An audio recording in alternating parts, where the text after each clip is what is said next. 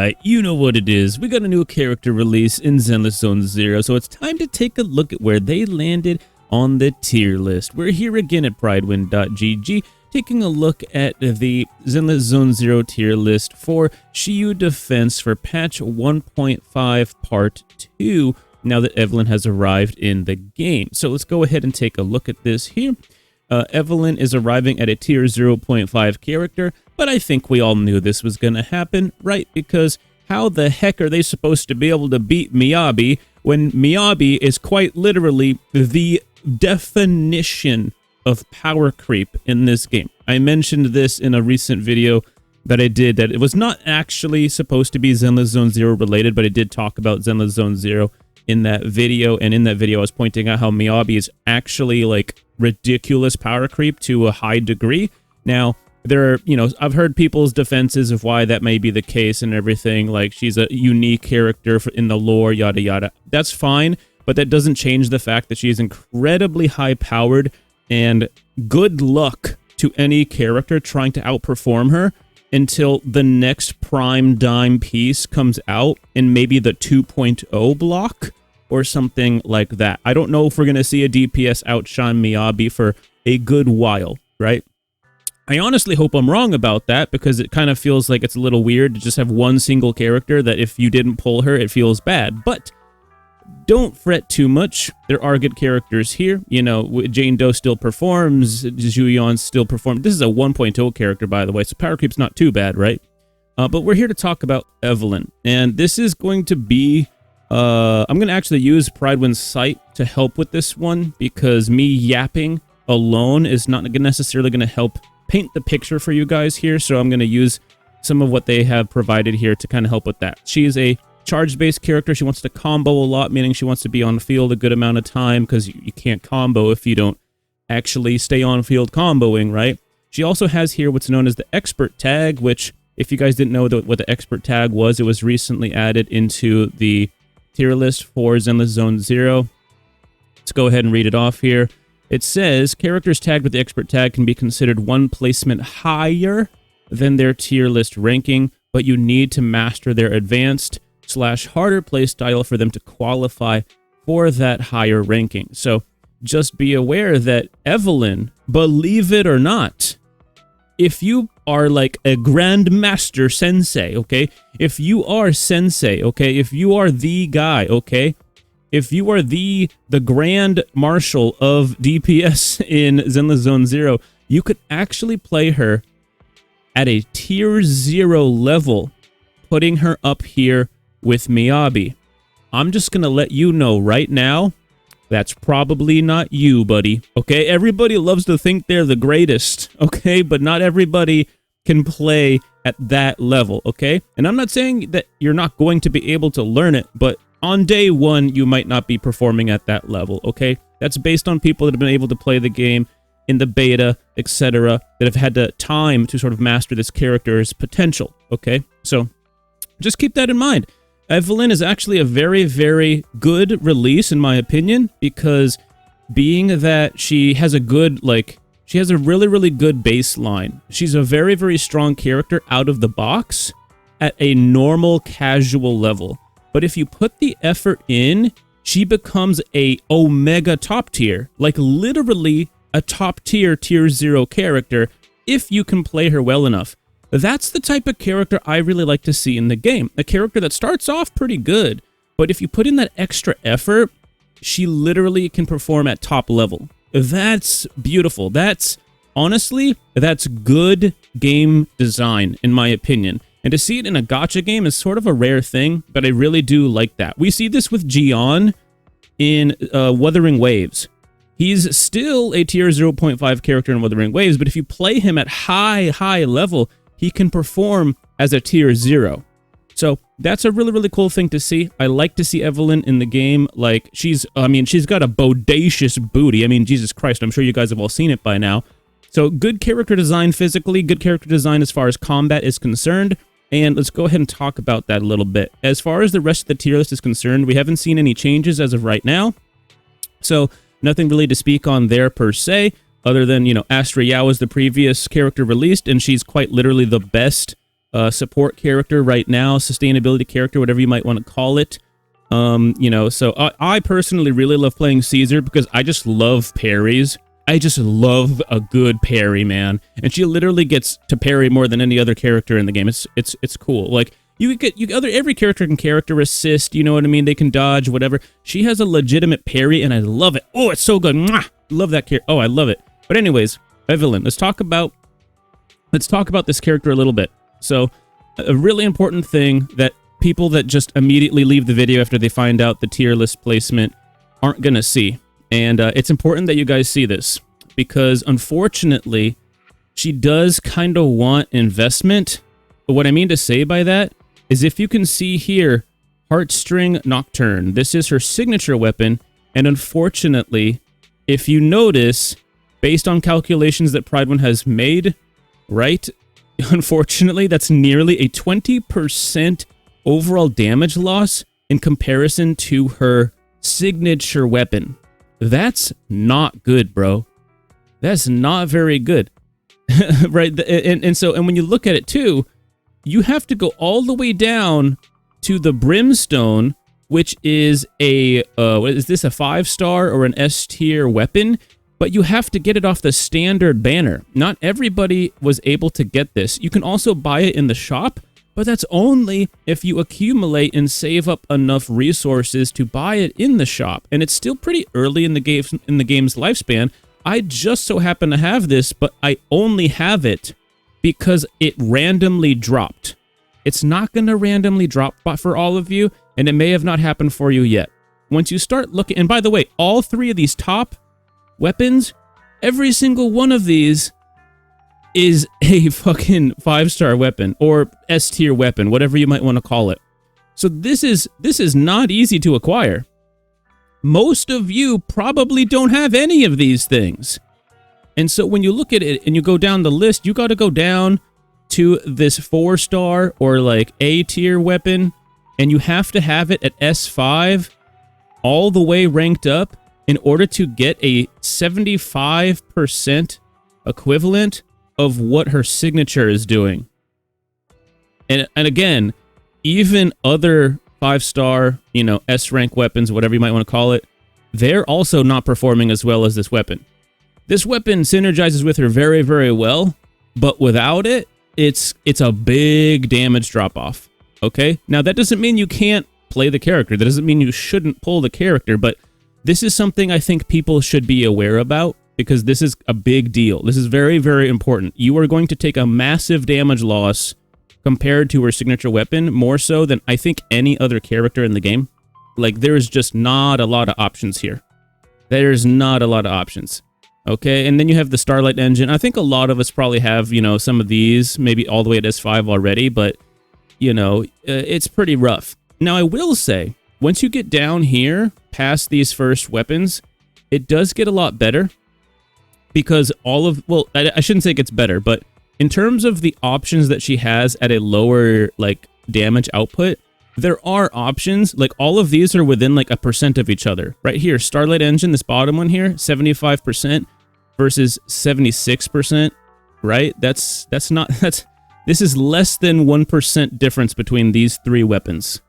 However, it's, like, nearly 25% off from her signature, and that doesn't usually happen. Let's go ahead and use a different character as an example. Maybe let's go to Zhu Yuan just because it was there. And you can see that the Brimstone, bro, this is less than 2% difference to her signature weapon. This is a standard banner weapon. Okay? Not everyone's going to have this, but I randomly have it, and I wasn't trying to get it. It just randomly dropped, right? So my Zhu Yuan doesn't even need her signature. All she needs is this, and that's exactly what she's using. FYI, I'm using that 100%, right? Even at a 4-star or A rank level, 94%. Look at all of these. These are all every single one of these options is viable, including this Gilded Blossom, which was an event light cone that everybody that played the event should have probably been able to take the S5 as long as they played the event. That's at 89.62. That's nearly 90%. That's only like a 10% drop off. right? And between the Brimstone, a standard weapon that's easier to get than some of these others, right? Because you could save up. You have to remember, you could save up to get it. Everyone can get this if they just tried to go for it. And by the way, the Brimstone is a very good weapon. It's probably the best overall standard weapon, I would say, but of course it only works on certain characters, right? So I just wanted to point that out. That's a really big deal, that unfortunately Evelyn does have some things that aren't really going for her. Let's take a look at the team rotation situation for her. This is also another problem as well, is that, you know, let's look at her best team, which with Lighter. Lighter is a stun-based character. He's rather strong. He helps with overall team-wide damage, which is going to obviously buff Evelyn, but it's also going to buff anyone else that could be on the team.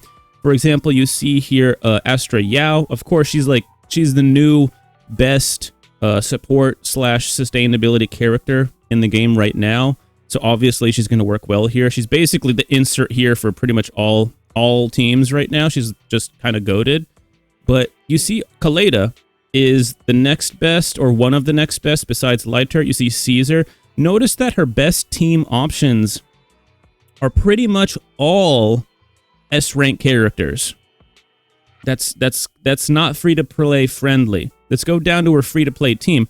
Her best free-to-play team, Pridewin, didn't even give you a truly free-to-play option here, right? Because I don't think we've ever gotten a character selector for the standard banner, right?